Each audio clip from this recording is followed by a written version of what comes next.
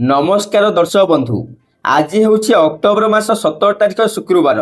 आज दिन जाकर टॉप 20 गुरुत्वपूर्ण खबर उपर आसतु नजर पकाइबा। वीडियो को शेष पर्यंत देखंतु। मात्र किछि समय मध्य जानिपारे आज दिनर संपूर्ण खबर। ता पूर्व चैनल रे नुआ थिले चैनल को सब्सक्राइब करी रखंतु। एमिति प्रतिदिन लाटेस्ट न्यूज सर्वप्रथम देखिबा पाई। तेबे आसंतु संपूर्ण खबर उपर नजर पकाइबा। आजिर प्रथम खबर, राज्यर सरकारी कर्मचारी को मुख्यमंत्री दीपावली भेटी। बढ़िला महंगा भत्ता 3% महंगा भत्ता वृद्धि कर राज्य सरकार। 55% महंगा भत्ता 3% बढ़ी 58% है। पेंशन भोगी टीआई रे बढ़िला टंका। गत जुलाई 1 अर्थात 2025 जुलाई पिछला भाव लागू होगा नहीं होईची घोषणा। वर्धित महंगा भत्ता अक्टोबर मास दरमारे नगद आकार मिलिब। 8.5 लाख कर्मचारी एवं पेंशन भोगी सरकार ही निष्पत्ति उपकृत हेबे। पूर्वर दुर्गा पूजा 2% बढ़ी, दीपावली बढ़िला 3%। दीपावली को मिसे मोट 5% बढ़िला महंगा भत्ता। परवर्ती खबर, सावधान पाणीपाग को नहीं आसिला बड़ अपडेट। कारण आसंता 21 तारिख में दक्षिण बंगोपसागर एक लघुचाप सृष्टि हो पारे। लघुचाप पर यह उत्तर पश्चिम दिगरे मुहाइब। पर यह तमिलनाडु और दक्षिण आंध्र प्रदेश आड़क गति करिब। 23 तारिख बेलू यह अधिक घनीभूत होई अवपात रूप नेब बोली किछि पाणीपाग मॉडल आकलन करिसंती। तेबे ओडिशा उपर यार प्रभाव पकाइब नाही बोली पाणीपाग विभाग कहिछि। आसंता सप्ताह पर्यंत ओडिशा रे पाग सुखिला रहिब। तेबे जीएफएस एही मॉडल दर्शाइथिला बेली अन्य कोनोसी मॉडल एही अवपात ने पूर्वानुमान करि नाहंती। मौसुमी फेरीजिबा परे वर्षार संभावना कमुछि। एथि सहित राज्य को धीरे धीरे प्रवेश करिब शीत। सेपटे राज्य में वर्तमान कौन पाणीपाग नियामक सक्रिय नथिला बेली आगामी 2 दिन जाए कां भा स्थान में बिजुली घड़घड़ी सहित हालुकारु मध्यम धरणर वर्षार संभावना रही। परवर्ती खबर, हठात नवीन पट्टनायक को फोन कले मुख्यमंत्री। सेपटे विरोधी दल नेता नवीन पट्टनायक को फोन कर जन्मदिन शुभेच्छा जणाइछन्ते मुख्यमंत्री मोहन माझी। एसत नवीन दीर्घ निरामय जीवन पर महाप्रभु श्री जगन्नाथ निकट में प्रार्थना कर मुख्यमंत्री। यह पूर्व मुख्यमंत्री एक्स रे पोस्ट कर पूर्वतन मुख्यमंत्री नवीन पट्टनायक को जन्मदिन शुभेच्छा जणाइछन्ती। से कहिसंती नवीन पट्टनायक को जन्मदिन हार्दिक शुभेच्छा और अभिनंदन। महाप्रभु श्री जगन्नाथ निकट में आपणकर उत्तम स्वास्थ्य दीर्घ एवं सुखमय जीवन कामना करुछि। सूचनायोग्य पूर्वतन मुख्यमंत्री नवीन पट्टनायक गतकाली 79 वर्ष पदार्पण करिसंती। एही अवसर में चारिआडू शुभेच्छार सुओ छुटुछि। से 1947 मसीहा अक्टोबर 16 जन्मग्रहण करथिले। तांको बापा स्वर्गत विजू पट्टनायक मध्य राज्यर मुख्यमंत्री भावे दायित्व तुलाइथिले। परवर्ती खबर, रूस ठारू आउ तेल किणिबनी भारत। डोनाल्ड ट्रंपଙ୍କ विस्फोरक दाबी। सेपटे भारत और अमेरिका मध्य किछि दिन हेब उत्तेजना देखा मिलता। कहीं अमेरिका राष्ट्रपति डोनाल्ड ट्रंप चाहू नथिले जे भारत रूस ठारू तेल किणु, किंतु एबे ट्रंप एक आश्चर्यजनक दाबी करिसंती।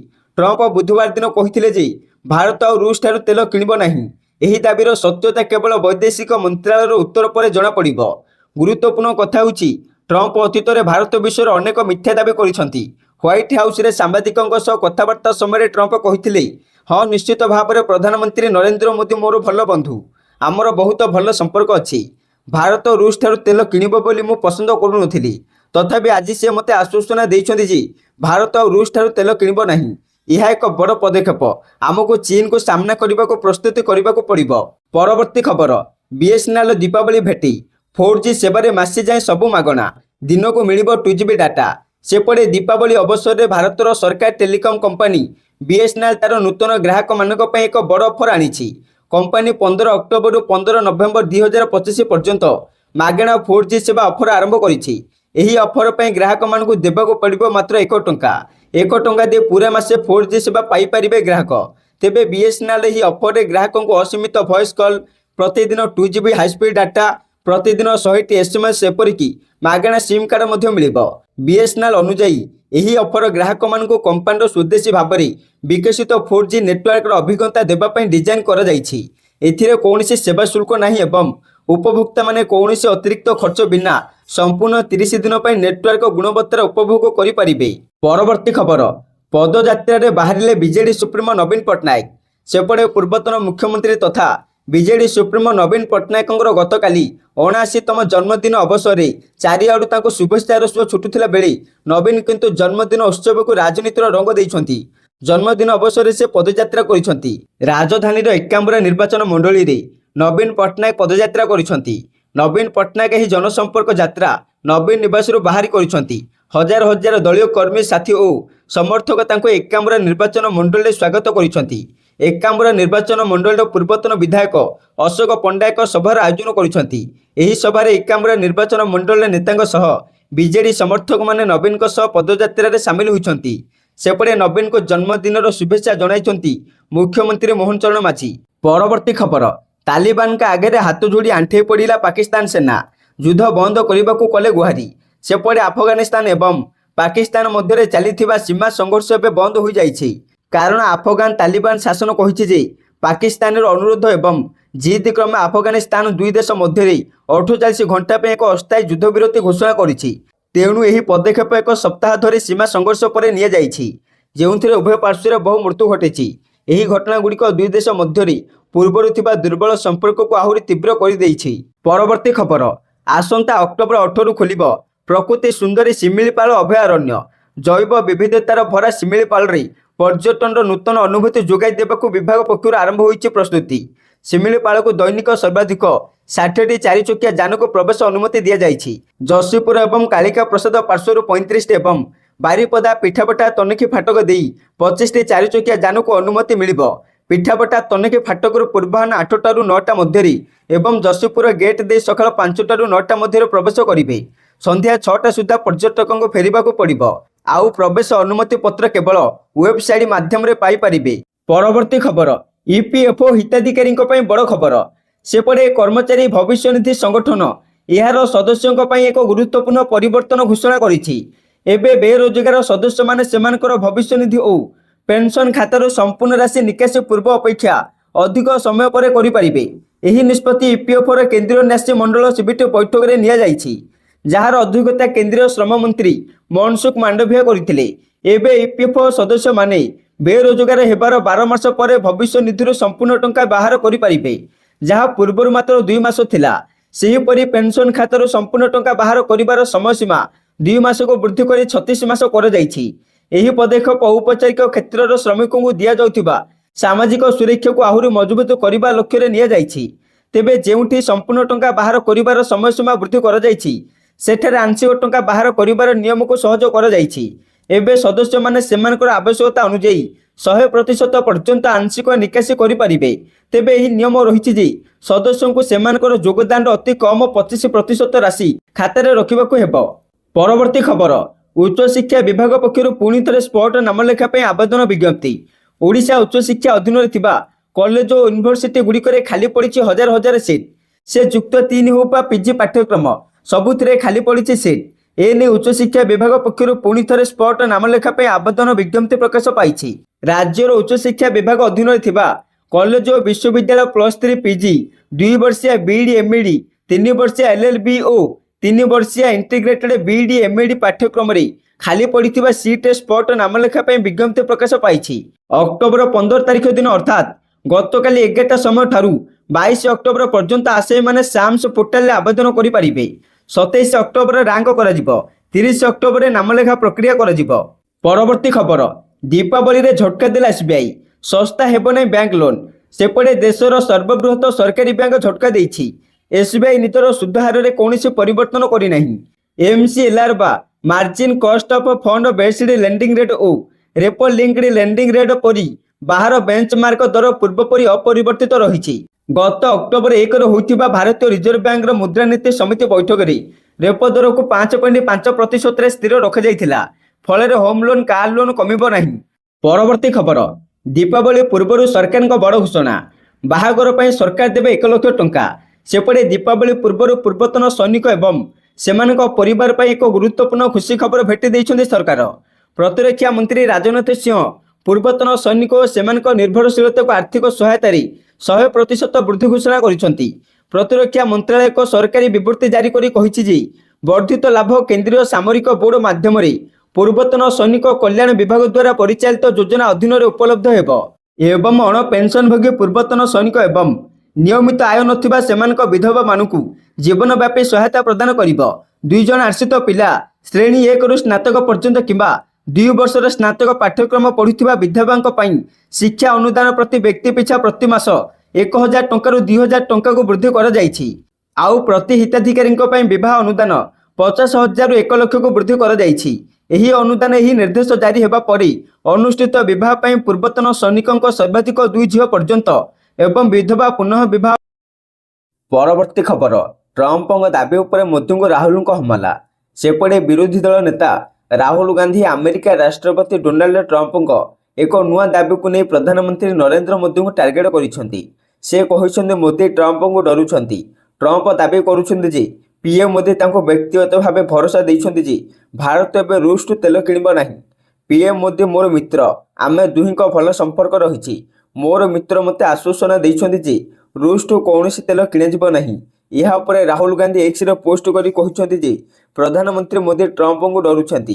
ଟ୍ରମ୍ପଙ୍କୁ ସେ ଏହି ନିର୍ଣ୍ଣୟ ନେବାକୁ ଦେଇଛନ୍ତି ଏବଂ ଘୋଷଣା କରିବାକୁ ଦେଲେ ଯେ ଭାରତ ରୁଷଠୁ ତେଲ କିଣିବ ନାହିଁ। ହେଲେ ପ୍ରଧାନମନ୍ତ୍ରୀଙ୍କୁ ବାରମ୍ବାର ସମାଲୋଚନା କରିବା ସତ୍ତ୍ୱେ ବି ପ୍ରଧାନମନ୍ତ୍ରୀ ମୋଦି ଟ୍ରମ୍ପଙ୍କୁ ପ୍ରଶଂସାର ସନ୍ଦେହ ଦେଇ ଆସିଛନ୍ତି। ସେହିପରି ଅନ୍ୟପଟେ କଂଗ୍ରେସ ନେତା ଜୟରାମ ରମେଶ ମଧ୍ୟ କହିଛନ୍ତି କି ଡୋନାଲ୍ଡ ଟ୍ରମ୍ପ ଗତକାଲି ଘୋଷଣା କରିଥିଲେ ଯେ ପ୍ରଧାନମନ୍ତ୍ରୀ ତାଙ୍କୁ ଆଶ୍ୱାସନା ଦେଇଛନ୍ତି ଯେ ଭାରତ ଆଉ ରୁଷଠୁ ତେଲ କିଣିବ ନାହିଁ। 56 ଇଞ୍ଚର ଛାତି କୁଆଡ଼େ ଗଲା? ପରବର୍ତ୍ତୀ ଖବର, 258 ଗାଡ଼ିକୁ ବ୍ଲାକଲିଷ୍ଟ କଲା କମିଶନରେଟ୍ ପୋଲିସ। ଆଉ ରାସ୍ତାରେ ଗଡ଼ି ପାରିବନି ଏସବୁ ଗାଡ଼ି। ରାଜ୍ୟ ପରିବହନ ବିଭାଗକୁ ତାଲିକା ଦେଲା ଟ୍ରାଫିକ ବିଭାଗ। ଏମ୍ଭି ଆକ୍ଟ ଆଣ୍ଡ ଏମ୍ଭି ରୁଲ୍ସରେ ବ୍ଲାକଲିଷ୍ଟ ପ୍ରକ୍ରିୟା ଆରମ୍ଭ। ଯେଉଁମାନଙ୍କର ଏକାଧିକ ଚାଲାଣ ରହିଥିବ ସେମାନଙ୍କର ଲିଷ୍ଟରେ ଗାଡ଼ି ନମ୍ବର ରହିଛି। ନିୟମ ଅନୁଯାୟୀ ଫାଇନ୍ କାଟିବାର 90 ଦିନ ଭିତରେ ଗାଡ଼ି ମାଲିକ ଅନଲାଇନରେ ଫାଇନ୍ ଦେଇପାରିବେ। 90 ଦିନ ପରେ କୋର୍ଟରେ ଫାଇନ୍ ଦେବେ। ହେଲେ ଆଦୌ ଫାଇନ୍ ଦେଇନଥିବା ଗାଡ଼ିଗୁଡ଼ିକୁ ବ୍ଲାକଲିଷ୍ଟ କରାଯାଉଛି। ଏହା ଭିତରେ ଫାଇନ୍ ଦେଇନଥିବା 258ଟି ଗାଡ଼ିକୁ ବ୍ଲାକଲିଷ୍ଟ କରାଯାଇଛି। ବ୍ଲାକଲିଷ୍ଟ ହେବା ଦ୍ୱାରା ଗାଡ଼ିର ଆର୍ସି ରେଜିଷ୍ଟ୍ରେସନ ରେନ୍ୟୁ ହେବନି, ପଲ୍ୟୁସନ ରେନ୍ୟୁ ହେବନି, ଇନ୍ସୁରାନ୍ସ ବି ହୋଇପାରିବନି। ଫଳରେ ଗାଡ଼ିଟି ଆଦୌ ରାସ୍ତାରେ ଚାଲିପାରିବନି। ପରବର୍ତ୍ତୀ ଖବର, ରେଳ ଯାତ୍ରୀଙ୍କ ପାଇଁ ଖୁସି ଖବର। କାରଣ ଭାରତୀୟ ରେଳବାଇ ଏସି କୋଚ୍ରେ ଯାତ୍ରା କରୁଥିବା ଯାତ୍ରୀମାନଙ୍କ ପାଇଁ ଏକ ପ୍ରମୁଖ ଏବଂ ସ୍ୱାଗତଯୋଗ୍ୟ ପଦକ୍ଷେପ ଆରମ୍ଭ କରିଛି। ଯାତ୍ରୀମାନେ ଏବେ ଏକ ସଫା ଏବଂ ସୁରକ୍ଷିତ କଭରରେ ଗୁଡ଼ାଯାଇଥିବା ଏକ କମ୍ବଳ ପାଇବେ। ଏହି ସୁବିଧା ରାଜସ୍ଥାନର ଜୟପୁରରେ ଏକ ପାଇଲଟ ପ୍ରୋଜେକ୍ଟ ଭାବରେ ଆରମ୍ଭ କରାଯାଇଛି। ରେଳମନ୍ତ୍ରୀ ଅଶ୍ୱିନୀ ବୈଷ୍ଣବ ଗୁରୁବାର ଜୟପୁର ଅସରୁଆ ଟ୍ରେନ୍ରେ ଏହି ପଦକ୍ଷେପ ଆରମ୍ଭ କରିଛନ୍ତି। ସୂଚନାଯୋଗ୍ୟ ଯେ ଦୀର୍ଘ ସମୟ ଧରି ଯାତ୍ରୀମାନେ ଏସି କୋଚ୍ରେ ଯୋଗାଇ ଦିଆଯାଉଥିବା କମ୍ବଳ ପରିଷ୍କାର ଏବଂ ପରିଚ୍ଛନ୍ନତା ବିଷୟରେ ଚିନ୍ତା ପ୍ରକାଶ କରିଛନ୍ତି। ଅନେକ ଯାତ୍ରୀ ସେମାନଙ୍କୁ ମିଳିଥିବା କମ୍ବଳ ପ୍ରକୃତରେ ସଫା ଥିଲା କି ନାହିଁ ସେ ବିଷୟରେ ସନ୍ଦେହ କରୁଥିଲେ। ହେଲେ ବର୍ତ୍ତମାନ ରେଳବାଇ ଏହି ଚିନ୍ତାକୁ ଦୂର କରିବାକୁ ନିଷ୍ପତ୍ତି ନେଇଛି ଯେ ଲୋକମାନେ ଘରେ ବ୍ୟବହାର କରୁଥିବା କମ୍ବଳ ପରି ଏକ ସଫା କଭରରେ କମ୍ବଳ ଯୋଗାଇ ଦିଆଯିବ। ପରବର୍ତ୍ତୀ ଖବର, ଆଜି ଗୁଜରାଟ ମନ୍ତ୍ରିମଣ୍ଡଳ ସମ୍ପ୍ରସାରଣ ହେବ। ହେଲେ ଏହା ପୂର୍ବରୁ ଆଜି ମୁଖ୍ୟମନ୍ତ୍ରୀ ଭୂପେନ୍ଦ୍ର ପଟେଲଙ୍କୁ ଛାଡ଼ି ମନ୍ତ୍ରିମଣ୍ଡଳର ସମସ୍ତ 16 ଜଣ ମନ୍ତ୍ରୀ ଇସ୍ତଫା ଦେଇଛନ୍ତି। ଏହି ମଧ୍ୟାହ୍ନରେ ନୂଆ ମନ୍ତ୍ରୀମାନେ ଶପଥ ନେବେ। ଉତ୍ସବରେ କେନ୍ଦ୍ର ଗୃହମନ୍ତ୍ରୀ ଅମିତ ଶାହ ଓ ବିଜେପି ରାଷ୍ଟ୍ରୀୟ ସଭାପତି ଜେପି ନଡ୍ଡା ଯୋଗ ଦେବାର କାର୍ଯ୍ୟକ୍ରମ ରହିଛି। 2027 ନିର୍ବାଚନକୁ ଦୃଷ୍ଟିରେ ରଖି ପଦକ୍ଷେପ ନେଇଛି ବିଜେପି। ନୂଆ ମନ୍ତ୍ରିମଣ୍ଡଳରେ କିଛି ପୁରୁଣା ମନ୍ତ୍ରୀ ସେମାନଙ୍କ ପଦ ଫେରି ପାଇବା ଏବଂ 1 ଡଜନରୁ ଅଧିକ ନୂଆ ମୁହଁ ସ୍ଥାନ ପାଇବାର ସମ୍ଭାବନା ଅଛି। ମନ୍ତ୍ରିମଣ୍ଡଳରେ 23ରୁ ଅଧିକ ମନ୍ତ୍ରୀ ସ୍ଥାନ ପାଇପାରନ୍ତି। ବିଭିନ୍ନ ସମ୍ପ୍ରଦାୟ ସହିତ ଯୁବ ଓ ମହିଳା ବର୍ଗଙ୍କୁ ମନ୍ତ୍ରିମଣ୍ଡଳରେ ପ୍ରତିନିଧିତ୍ୱ କରିବାର ସୁଯୋଗ ଦେବା ଉପରେ ଗୁରୁତ୍ୱ ଦିଆଯାଉଛି। ଏଥିପାଇଁ ସମସ୍ତ ବିଧାୟକ ଗାନ୍ଧୀନଗରରେ ଉପସ୍ଥିତ ରହିବା ପାଇଁ ନିର୍ଦ୍ଦେଶ ଦିଆଯାଇଛି। ପରବର୍ତ୍ତୀ ଖବର, ସରକାରଙ୍କ ବଡ଼ ଘୋଷଣା। ଏହି କର୍ମକର୍ତ୍ତାଙ୍କୁ ମିଳିବ 34,000 ଟଙ୍କା। ସେପଟେ ମହାରାଷ୍ଟ୍ରର 3ଟି ନଗର ନିଗମର କର୍ମଚାରୀଙ୍କ ପାଇଁ ଖୁସି ଖବର ଆସିଛି।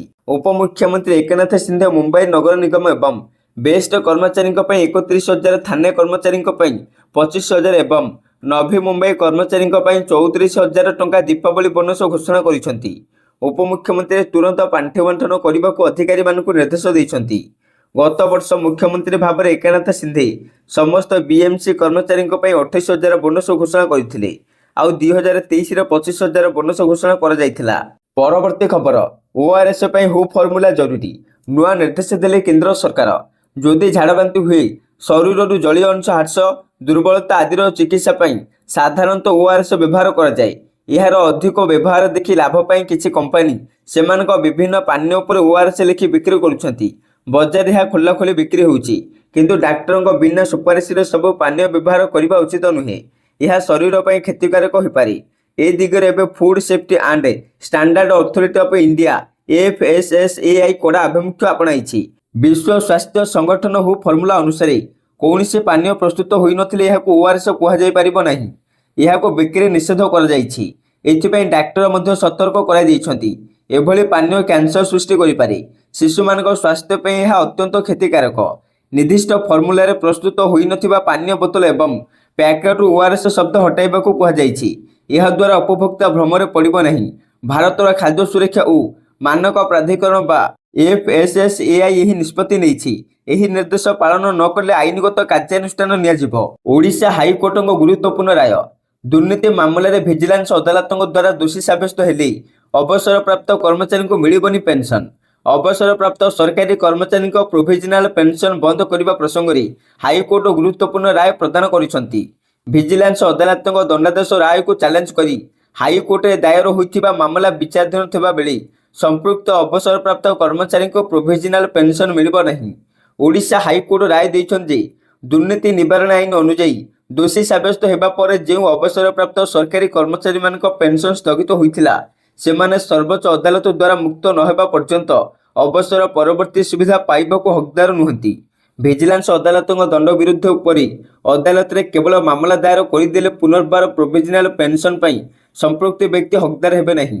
ଯଦି ଉପର ଅଦାଲତରେ ଭିଜିଲାନ୍ସ ଅଦାଲତ ରାୟ ଉପରେ ରହିତାଦେଶ ଜାରି କରାଯାଏ ବା ରଦ୍ଦ ହୁଏ, ତେବେ ଅବସରପ୍ରାପ୍ତ କର୍ମଚାରୀଙ୍କୁ ବନ୍ଦ କରାଯାଇଥିବା ପ୍ରୋଭିଜନାଲ ପେନ୍ସନ୍ ପୁନର୍ବାର ପ୍ରଦାନ।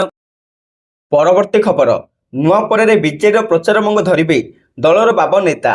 ନୂଆପଡ଼ା ଉପନିର୍ବାଚନରେ ବିଜୁ ଜନତା ଦଳର 52 ଜଣ ରାଜ୍ୟସ୍ତରୀୟ ନେତାଙ୍କୁ ପ୍ରଚାର ଦାୟିତ୍ୱ ଦେଇଛନ୍ତି ହାଇକମାଣ୍ଡ ନବୀନ ପଟ୍ଟନାୟକ। ନୂଆପଡ଼ା ଓ କୋମନା ବ୍ଲକରେ 18 ଜଣ ଲେଖାଏଁ ନେତା ଡେରା ପକାଇବେ। ନୂଆପଡ଼ା NS ଓ ଖରିଆଲ ରୋଡ NCRରେ ମଧ୍ୟ 8 ଜଣ ଲେଖାଏଁ ନେତା ପ୍ରଚାର କରିବେ।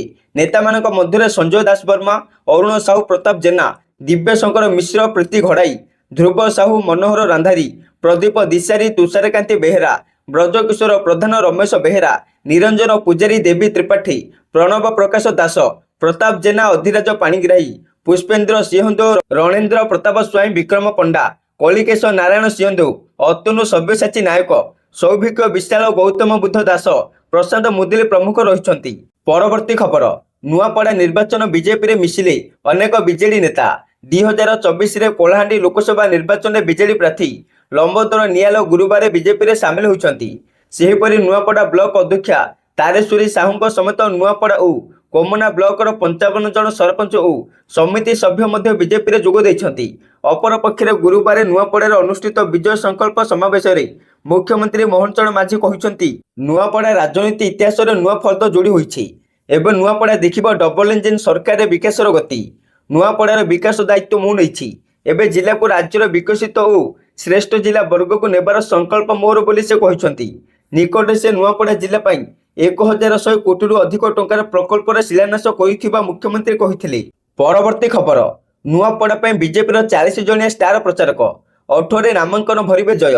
ନୂଆପଡ଼ା ବିଧାନସଭା ଉପନିର୍ବାଚନ ପାଇଁ ବିଜେପି ପକ୍ଷରୁ 40 ଜଣିଆ ଷ୍ଟାର ପ୍ରଚାରକଙ୍କ ତାଲିକା ଘୋଷଣା କରାଯାଇଛି।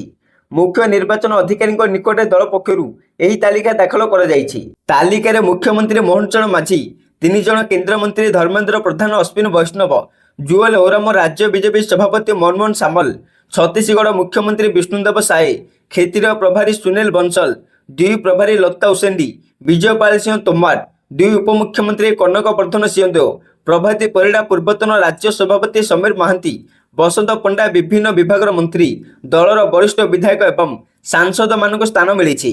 ବିଜେପି ପ୍ରାର୍ଥୀ ଜୟ ଢୋଲକିଆ ଆସନ୍ତା 18 ତାରିଖରେ ନାମାଙ୍କନ ପତ୍ର ଦାଖଲ କରିବେ।